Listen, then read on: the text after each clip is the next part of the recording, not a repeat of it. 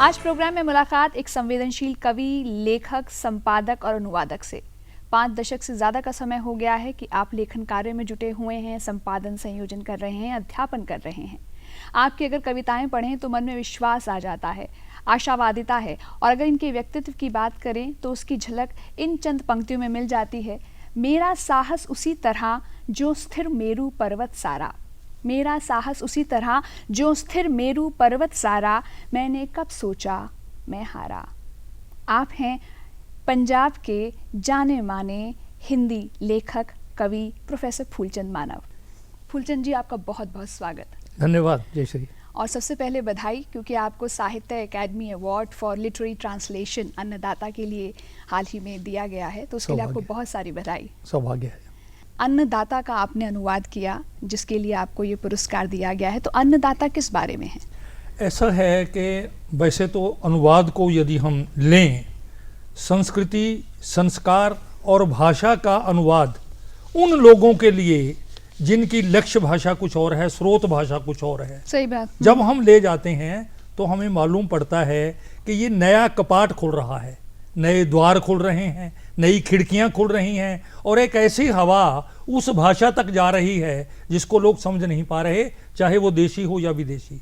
मेरी मातृभाषा पंजाबी है, हिंदी में मैंने लेखन किया है। इस नाते से अन्नदाता उपन्यास को मैंने यूं चुना कि भारतीय ज्ञानपीठ ने इसका आग्रह करके मेरे से अनुवाद करवाया। जब कोई व्यक्ति असाइनमेंट लेता है, काम करता है, तो उसके सामने ऐसा कुछ नहीं होता कि इसे इनाम मिलेगा या ये बहुत ऊंची उछल जाएगी कृति। लेकिन रचनाकार बलदेव सिंह, पंजाबी का मूल उपन्यासकार, जब इस रचना की आत्मा के साथ जो ट्रीटमेंट दे रहा है, उसमें उभर कर आता है कि खेती हर प्राणी, गांव का किसान पूरी उम्र अपनी सारी आयु लगा देता है, लेकिन अंत तो गत्वा उसको आत्महत्या करने पर विवश होना पड़ता है। उसके बच्चे कहाँ जाते हैं, उसकी पारिवारिकता में जमीन खंड खंड करके बिक रही है और नई पीढ़ी जमीन को बेचकर शहर की तरफ पलायन कर रही है, महानगरों में आ रही है। एक प्रोफेशनल ट्रांसलेटर होता है और एक लिटरेरी ट्रांसलेटर होता है, क्योंकि आप स्वयं लिखते हैं और साहित्यिक ट्रांसलेशन करने में, और जो नॉर्मल ट्रांसलेशन है उसमें आप क्या फ़र्क, किस तरीके से आप फ़र्क बताएंगे? ये सवाल कई बार सामने आता है। मैं एक लेखक हूँ, रचनाकार हूँ, मैंने एक रचना लिखी है। मैं एक पाठक भी हूँ। मैं पढ़ते पढ़ते किसी ऐसे कृति से टकरा जाता हूँ जिसमें से गुजर कर मुझे लगता है कि काश ये मैंने लिखी होती, काश ये मैं लिख सकूं। जब ये भाव मेरे मन में आता है तो एक और उमंग अंदर से आती है कि इस कृति के साथ, इस कृतिकार के साथ मेरा नाम भी जुड़े।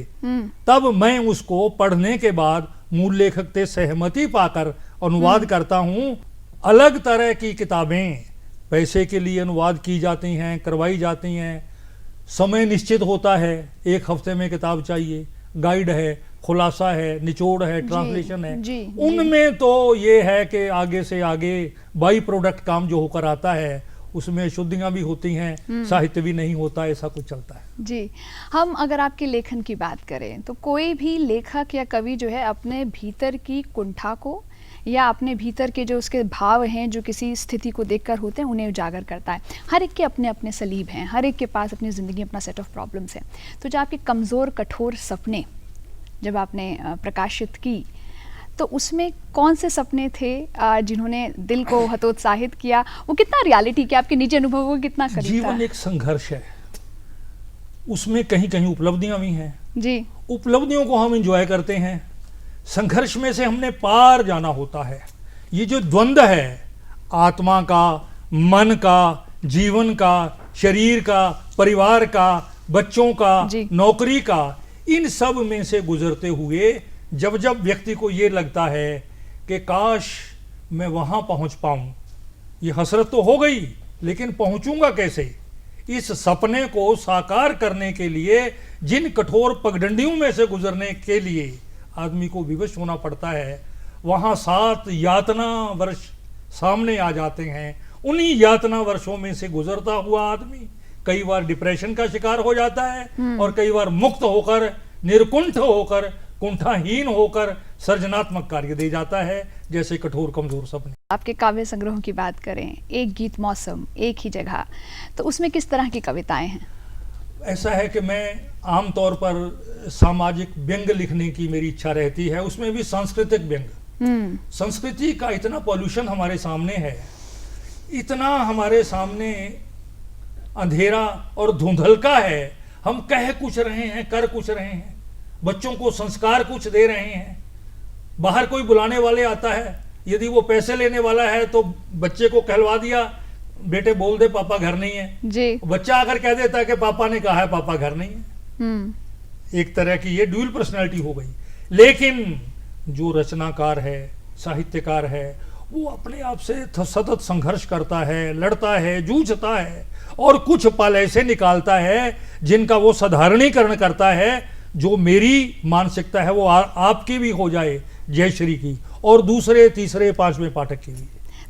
तो मानव जी, कोई उस एक ही जगह या एक गीत मौसम से कोई एक कविता या कोई एक कुछ पंक्तियां जो आपके दिल के करीब? हाँ, उसमें भी एक पेट को लेकर और दांत को लेकर, दांत ही दांत कविता मेरी बड़ी चर्चित रही है। उसमें फलसफा भी है, दर्शन भी है, छोटी कविता है कि किसी एक खुदा का नाम लो चाहे तुम अपना ही, किसी एक खुदा का नाम लो चाहे तुम अपना ही, काटने कुतरने से लेकर मलने मसलने तक, काटने कुतरने से लेकर मलने मसलने तक पूरी प्रक्रिया के बीच कहीं कोई छिद्र नहीं, बस दांत ही दांत हैं। कहीं कोई छिद्र नहीं, बस दांत ही दांत हैं, जहां से जाने या लौट आने के लिए जीभ लालायत रहती है और बेचारा खुदा मार खा जाता है। आप सब जानते हैं, अपने अपने माहौल की दोहरी राजनीति से बचना भी चाहते हैं और रचना चाहते हैं एक स्वस्थ संसार, लेकिन फिर पेट की परंपरा में दांत आगे आ जाते हैं। क्या बात? दांत आगे आ जाते हैं हंसने हिचकने के लिए, हंसने हिचकने के लिए किसी एक खुदा का नाम लो चाहे तुम अपना ही। आजकल जो नवोदित जो कवि हैं, जो लेखक हैं, वो जब अपनी कविताओं को, अपने काम को प्रकाशित करवाने जाते हैं तो उन्हें एक बहुत बड़ा चैलेंज फेस करना पड़ता है। वो एक अलग मुद्दा है। दूसरा मुद्दा है, क्या पाठक हैं कविता, हिंदी कविता का मजा उठाने वाले आज के समय में 21वीं सदी में, आपको लगता है पाठक लेखक हैं? क्या लिख रहा है, यदि उसके लिए ये बात स्पष्ट है तो उसके पाठक ही पाठक हैं। दुष्यंत कुमार हमारे यहाँ एक गजलकार हुए, एक किताब साये में धूप, हिंदुस्तान में नहीं सारे विदेशों में भी धूम मचा दी उसने। कहाँ तो तय था चिरागां हर एक घर के लिए, कहाँ चिराग मयसर नहीं शहर के लिए, यहाँ दरख्तों के साये में धूप लगती है, चलो यहाँ से चलें और उम्र भर के लिए। क्योंकि ये जनबाणी है, आक्रोश है, हर एक के लिए उपयोगी संवाद है, इसलिए इसको हर कोई लगा। अगर कोई अपनी कुंठाओं को अपने तक सीमित करके ही रखेगा तो उसको पाठक कहाँ से मिलेंगे? पाठक के लिए एक लक्ष्य आपको लेना होगा कि मैं क्या लिख रहा हूं, क्यों लिख रहा हूं और किसके लिए लिख रहा हूं। यदि ये स्पष्ट नहीं है तो हम मात खा जाएंगे, आपकी किताब नहीं छपेगी, आपकी किताब बिकेगी नहीं, आपकी आलोचना नहीं होगी, आपकी किताबों की समीक्षाएं नहीं होंगी।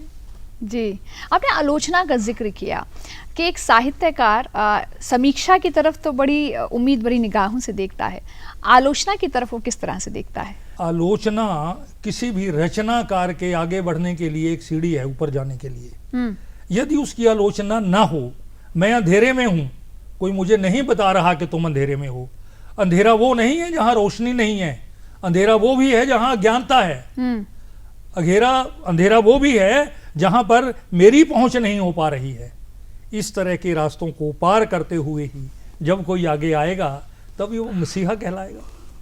अंजीर और कथानगर आपकी कहानियों के संग्रह है। 1970 सितंबर 13 और धर्मवीर भारती के संपादन में मेरी कहानी अंजीर छपी। मुझे लगा ये तो कोई बहुत बड़ी उपलब्धि हो गई मेरे से। मैंने कहानियां लिखनी शुरू की। हालांकि उससे पहले ज्ञानोदय में, नई कहानियां में, कादम्बनी में भी मेरी अपनी कहानियां छपी। मौलिक रचनाकार के तौर पर जब कोई व्यक्ति लिख रहा होता है उसका एहसास बिल्कुल अलग होता है, अनुवादक और संपादक के तौर पर अलग होता है। लेकिन उन कहानियों ने मुझे मेरे चारों तरफ, जब मैं नौकरी कर रहा हूं, जिस समाज में रह रहा हूं, जिस पड़ोस में रह रहा हूं, जिस गली में मैं पैदा हुआ, वो सारी ऊंचाइयां गहराइयां कहानियों के पात्रों में लेकर, जहां मेरा घर परिवार भी है, मेरा निजत्व भी है, ये पात्र जिनको हम कहानियों में डील करते हैं, मोहनलाल, सरदूल सिंह बनाकर, सीता देवी, सुरजीत कौर बनाकर, ये हमारे अपने अंदर के पात्र ही तो हैं। पंजाब में आपने स्टेट गवर्नमेंट में काम किया, आप बाकायदा आप ज्ञानी जैल सिंह जी के साथ आप जी हाँ, थे, जी हाँ, जी। और फिर आपने अखबारों में भी लिखा, तो वो दौर, उस समय कैसा था? As a primary school teacher 1961 में शुरू किया। 1963 में वो अस्थाई नौकरी थी नाभा के आसपास, मेरा जन्म स्थान नाभा है, पटियाला जिला। वहां से मैं चंडीगढ़ आ गया नौकरी करने के लिए, उद्योग निदेशालय पंजाब में 9 साल तक वहां नौकरी की। अधिकारियों की, कर्मचारियों की, निम्न वर्ग की, दफ्तर में आने वाले लोगों की खुलती हुई बंद होती हुई फाइलों की गति और दुर्गति को देखकर मैंने कहानियां लिखनी शुरू कर दी। मेरे मन में आया कि ये जो घटित हो रहा है सारी कहानियां ही तो हैं। कहीं कोई डायलॉग बन रहा है अपनी सीढ़ियों पे चढ़ने के लिए, कहीं कोई बन रहा है जुगाड़ बिठाने के लिए जी। ये सारे पात्र हमारे ही आते हैं। और फिर जब एक मौका आया वहाँ से Punjab state university text book board में सहायक संपादक पंजाबी के तौर पर काम किया। 27 किताबें वहाँ पे एडिट की पंजाबी की। हमारे यहाँ ये है कि अगर कोई पंजाबी की नौकरी करता है तो वो पंजाबी वाला, हिंदी की नौकरी करता है तो हिंदी वाला। यूनिवर्सिटी टेक्स्ट बुक बोर्ड में चंडीगढ़ में मेरा दफ्तर था, 27 किताबें एडिट की, 2 पत्रिकाएं निकलती थी वहां से, विज्ञान दर्पण, सामाजिक विज्ञान दर्पण, दोनों का संपादन मेरे जिम्मे था। ये भी निभाया। वहां से फिर हसरत आई कि मैं ये एंटोमिनस बॉडी में हूं, मुझे तो सरकार में जाना चाहिए। जी। ज्ञानी जैल सिंह पंजाब के मुख्यमंत्री थे, उनको एक लोक संपर्क अधिकारी हिंदी चाहिए था। पोस्ट एडवर्टाइज हुई, मैंने अप्लाई कर दिया। लोगों ने मजाक उड़ाया, शक्ल देखी है, तुझे कौन देगा वहां नौकरी, ये नौकरियां तो पॉलिटिकल होती हैं। मैं अपनी टैचियां भर के ले गया, किताबें, पत्रिकाएं, चिट्ठियां आकाशवाणी की, दूरदर्शन की, और सबके हाथ में पकड़ा दी। हाई पावर्ड सिलेक्शन कमेटी ने देख दूख कर मुझे सेलेक्ट कर लिया, तो मैं ज्ञानी जी के साथ काम करने लग गया। सरकार में जाकर लिखना, महानुभावों के लिए लिखना, ऊपर वाले लोगों के लिखना, इतनी बड़ी यातना है, ये मैंने वहां झेला, वहां महसूस किया। मैं एक रचनाकार हूं, मैं अपने लिए लिखता हूं, बात समझ आती है। लिखता मैं हूं और वो रेडियो टॉक मेरा बॉस जाकर बोलकर आता है अपने नाम से, तो मुझे तकलीफ होती थी। I resigned the job. Mohali to Melbourne आपका ट्रैवलॉग, जिसे ज्ञानपीठ ने पब्लिश भी किया है किताब की फॉर्म में, वो कैसे संभव हुआ? मेरा बेटा 10 साल पहले, 12 साल पहले ऑस्ट्रेलिया चला गया नौकरी के सिलसिले में काम करने के लिए। कुछ सालों बाद, 5-7 सालों बाद मुझे, वाइफ को, मम्मी को, पापा को बुलाने लगे। जाते तो मेलबोर्न भी जाते, सिडनी भी जाते, सिडनी जाते, मेलबोर्न जाते। इतनी रचनाएं इकट्ठी हो गई, यात्रा संस्मरण इतने हो गए कि दैनिक ट्रिब्यून में इनको 26 हफ्ते तक हर हफ्ते सचित्र छपवाया गया। फिर बाद में ये पुस्तकाकार है।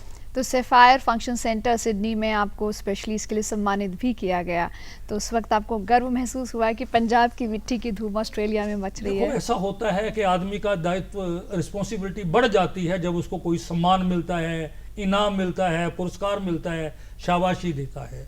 होता ये है कि वहाँ की जो कल्चरल सोसाइटीज़ हैं वो जब मिलकर भारत से आए हुए लेखक को पहचानती हैं। वो कब पहचानती हैं? जब उसकी लेखनी में से होकर गुजरते हैं, जब उसके लिखे हुए को पढ़ लेते हैं, जब उसको सुन लेते हैं। तो वहाँ के रेडियो ने मुझे इंटरव्यूज़ किया, टीवीज़ ने मुझे दिखाया, तो वो एक समाज में हवा सी बनी। उन्होंने ऑर्गेनाइज करके सफायर फंक्शन सेंटर में मेरा सम्मान 17 दिसंबर 2010 को रखा, जो मेरे जन्मदिन से अगली तारीख थी। 16 दिसंबर मेरा जन्मदिन है। मुझे बड़ा अच्छा लगा। मेरा पूरा परिवार वहाँ था, मेरी पत्नी, मेरा बेटा, बहू, मेरे पोते दोनों, और उनके बीच में रहते हुए हमें ये दायित्व बढ़ा कि अब तो मुझे सिडनी के लिए एक और किताब लिखनी पड़ेगी। तो आपने उसका दूसरा लिखा आपने सीक्वल? हाँ, मैं शुरू कर चुका हूँ और ये छप भी रहा है। इंडिया एट मेलबोर्न एक पत्रिका मासिक निकलती है ऑस्ट्रेलिया से, मेलबोर्न से। उसमें अनिल शर्मा और रितु शर्मा मेरे से आर्टिकल लेकर छापते रहते हैं जब मैं वहाँ होता हूँ या यहाँ होता हूँ। तो मैं लगातार कोशिश कर रहा हूँ, किताब बन जाएगी तो मैं कोशिश करूँगा छप जाए। पंजाब में 100 साल के जो कवि हुए हैं उस पर आप एक काम कर रहे हैं, उसके अनुवाद पर आप काम कर रहे हैं। So tell us about that project. Sahitya Akademi, Rabindra Bhavan, New Delhi ने एक किताब योगेश्वर कौर मेरी पत्नी और मुझे असाइन की, 20वीं सदी का पंजाबी काव्य। उसमें 205 कवि हैं, एक पूरी सदी के कवि, भाई वीर सिंह से लेकर कान्हा सिंह तक। और उन कवियों में कितनी कितनी विविधता है, किसी का स्तर कैसा है, किसी का स्वर कैसा है, किसी की आंचलिकता कैसी है, किसी की भाषा कैसी है। वो 4 साल हम दोनों ने लगकर अनुवाद कार्य पूरा किया। एम्बिशियस वर्क था हमारे दोनों के लिए वो, और उसको इतनी अच्छी रिकॉग्निशन मिली है कि अब उस पर आयोजन हो रहे हैं, समारोह हो रहे हैं। अभी गांधी भवन पंजाब यूनिवर्सिटी चंडीगढ़ में एक राष्ट्रीय सेमिनार उस पर होकर चुका है। आज के समय में ये संभव है कि एक लेखक केवल अपनी लेखनी पर कलम के सहारे जिंदा रहे और अपने अस्तित्व, अपनी पहचान को बनाए? देखिए, हमारे कुछ लेखक ऐसे हुए हैं जिन्होंने, अमृता प्रीतम को सब जानते हैं जी, कोई नौकरी नहीं की, लेखन के सहारे जीती रही हैं। गुलशन नंदा का नाम भी सुना हुआ है, ये पॉपुलर राइटर थे जी। जेन्युइन राइटरों में मोहन राकेश को नौकरियां रास नहीं आई, वो लेक्चरर थे, छटपटाहट अंदर थी, लेक्चरशिप छोड़ दी। सारिका के संपादक हुए, अंदर तड़प थी, छटपटाहट थी, वो भी छोड़ दी। ये स्थितियां हमारे सामने होती। मानव जी, आपसे हम आपकी निजी जिंदगी के बारे में और सवाल पूछेंगे, लेकिन प्रोग्राम में लेंगे एक छोटा सा ब्रेक। लौट के जरूर आइएगा।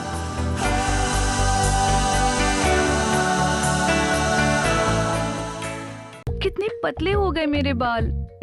रूसी है तो बाल पतले होंगे ही। हेड एंड शोल्डर्स ब्लैक, ये 100% तक ज्यादा रूसी मिटाए साधारण शैम्पू के मुकाबले, और आपके बालों को लंबा और घना रखने में मदद करे। हेड एंड शोल्डर्स सिर्फ 1.5 रुपए में।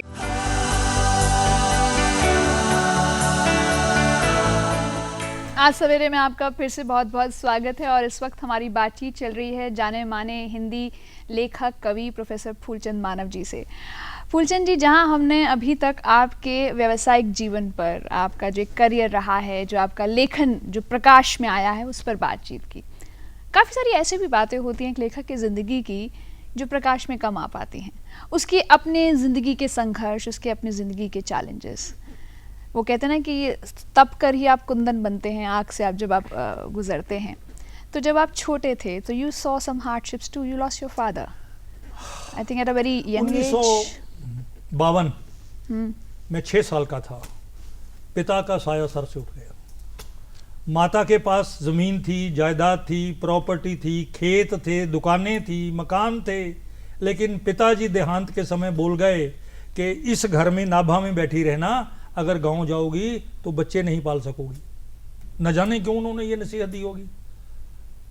तो 6 साल का मैं दूसरी कक्षा में पढ़ता हुआ मैट्रिक तक मेरी माता ने मुझे पढ़ाया। जब मैं यूनिवर्सिटी में दाखिल लेने जाता हूं तो मेरी माता फिर कहती हैं कि